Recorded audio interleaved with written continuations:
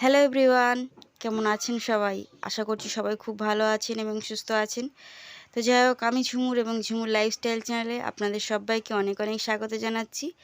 আর বন্ধুরা, আমি আজকে অনেক লেট করে ঘুম থেকে উঠেছিলাম, 8:30 9টা। তো যাই হোক, মায়ের শরীরটা আজকে একটু অসুস্থ হয়ে পড়েছে। আগের দিন আমি ভিডিওতে বলেছিলাম যে দিদিরা খুব অসুস্থ, আজকে দিদিদের সাথে মায়েও খুব অসুস্থ। আর আমাদের গবলুর সাথে অনেক রাত পর্যন্ত কাল খেলা হয়েছে। গবলু কালকে অনেক রাত পর্যন্ত ঘুমায়নি, তো ওই জন্য অনেক লেট করে আজকে ঘুম থেকে উঠেছিলাম।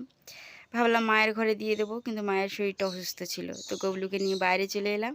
আর এখন সব কাজ পড়ে আছে, বাসি উঠোনটা ঝাড়ু দেওয়া হয়নি, 8:30 9টা বেজে গেছে। আজকে কি জানি ঘুমটা ভাঙেনি। আর কালকে বাবা কুমড়ো পুঁইশাক কিনে এনেছিল, যেটা রান্না হয়নি রাতে। তো রাতে একটু শিশিরে দিয়েছিলাম যাতে তাজা থাকে। তো এত বেলা করে ঘুম থেকে উঠেছি, রোদ পড়েছে, আবার মুড়ে গেছে। আর একটু হাঁটাচলা করছিলাম, কিন্তু কলতলার ওইদিকে অনেকটাই ঝামেলা বেঁধে গেছে, জল জল করে। কারণ আমাদের এইদিকে 2 দিন 3 দিন পরে জল আসছে, আর তাও যদিও জল আসছে, সবাই খাওয়ার জল, রান্নার জল বাদ দিয়ে স্নানের জল, জামা কাপড় কাচা এত করছে। আর যারা রান্নার জল নেবে, খাওয়ার জল নেবে, তারা তো খুবই বিরক্ত হয়ে যাচ্ছে। তো ডেলি দিনই ঝগড়া কারোর না কারোর সাথে লেগেই যাচ্ছে। আর আমার বাবাও জল আনতে গিয়েছিল, তো আমারও ভয় হচ্ছিল কি যে আমার বাবার সাথে কারো ঝগড়া লেগে গেল না। তো দেখলাম যে না, বাবার সাথে কারো ঝগড়া লাগেনি, সবাই জল জল করেই ঝগড়া করছিল। তো যাই হোক, গবলুকে মায়ের কাছে বসিয়ে দিয়েছি, মা শুয়েছিল। তো এবার একে একে কাজগুলো করতে হবে। দিদিরাও যেহেতু খুব অসুস্থ, তো চলুন কাজগুলো সেরে নিই। আর বাবাও এসে গেছে জল নিয়ে। আমার যেটা ভয় লাগছিল, বাবা কারোর সাথে ঝগড়া না করে দেয় জল জল করে। আমার তো ঝগড়া দেখলে খুব ভয় লাগে বন্ধুরা, আমার একদম ঝগড়া করতে ভালো লাগে না, আমি একদম কারোর সাথে ঝগড়া করি না। তো যাই হোক, আমাদেরও জল আনা হয়নি এখনও পর্যন্ত, আর কিছুক্ষণের মধ্যে তো জল চলে যাবে। তো বোতলগুলো গুছিয়ে নিচ্ছি। জল আনাটা কিন্তু আমার কাজ নয়, এই জল আনা কাজটা আমার দিদি সবসময় করে, কিন্তু অসুস্থ হয়ে পড়েছে। তো আজকে বোতলগুলো নিয়ে আমি জল আনতে যাব ভাবছি। দিদিরা যেহেতু এখনও ঘুম থেকে ওঠেনি, আমি উঠেছিলাম ফার্স্টে। দিদিরাও অসুস্থ, মাও অসুস্থ।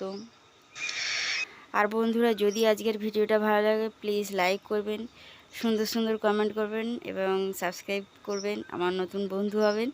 আমিও আপনাদেরকে সাবস্ক্রাইব করে নতুন বন্ধু বানাবো। তো আমার কাছে যেসব ভিডিও আসে আমি অবশ্যই দেখি এবং লাইক কমেন্ট করি। তো যাই হোক, গবলু খুব কাঁদছিল, ওর খুব গরম হচ্ছে। তো রাতে যেয়ে হালকা একটা জামা গায়ে দিয়েছিলাম, রাতের দিকে একটু ঝোড়ো হাওয়া হচ্ছিলো বলে। তো সেটা এখন একটু খুলে দিই। আর কিছু খাইনি, ওকে প্রথমে কিছু খাইয়ে দিই, ভাবছি কি একটু চিড়েই খাওয়াবো সকালবেলা। ওর মা তো ঘুম থেকে ওঠেনি, প্রথমে একটু কিছু খাইয়ে দিই। আর আমাদের বাড়িতে এত গরম, আমি আগেও বলেছি, এত গরম, ও তো সারাদিন খুবই কাঁদে, সন্ধ্যা হলেই মানে একটু শান্তি ওর আর কি। তো যাই হোক, জামাটা খুলে দিই, একটু কিছু খাইয়ে দেব। আর বন্ধুরা, আজকে গবলু বাড়ি চলে গেছে। তো যখন আমি ভিডিওটা বানাচ্ছিলাম, তখন তো এটা জানতাম না যে গবলু বাড়ি চলে যাবে। তো গবলু বাড়ি চলে গেছিলো, যখন এডিটিং করছি একদম ভালো লাগছে না, মনটা যেন খুবই খারাপ লাগছে। কি বলবো, দিনগুলো খুব ভালো কাটছিল। জামাই ষষ্ঠীর আগের দিন গবলু আমাদের বাড়িতে এসেছিলো, একটা বাচ্চা বাড়িতে ছিল। মানে এই কদিন ওকে নিয়ে খাওয়ানো, ঘুম পাড়ানো, সারাদিন কোলে করে নিয়ে ঘুরে বেড়ানো, খুব ভালো কাটছিল। কিন্তু যখন এডিটিং করছি এত কষ্ট হচ্ছে, কি বলবো।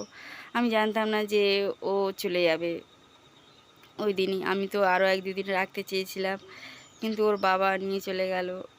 ওদের বাড়িটাও ফাঁকা ফাঁকা হয়ে যাচ্ছে, ওই বাড়িতে একটা ছেলে। কি করব, আমাদের তো আর বাড়িতে থাকতে পারবে না, ওর বাড়িতে ওকে তো ফিরতেই হবে। কিছু করার নেই, মনটা খুবই খারাপ লাগছে, আজকে এডিটিং করতে ভালো লাগছে না যেন।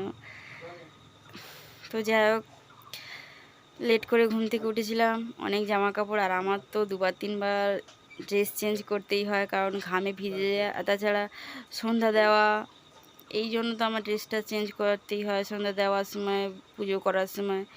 তো অনেক জামা কাপড়ই আমি সারাদিনে চেঞ্জ করি, তো সেগুলোই একটু কেচে দিয়ে দিলাম মিলে। বাবা বাজারে গেছে, বাজার থেকে যদি মাছ আনে তো রান্না হবে, আর মাছ তো আনতেই হবে, কিছু করার নেই।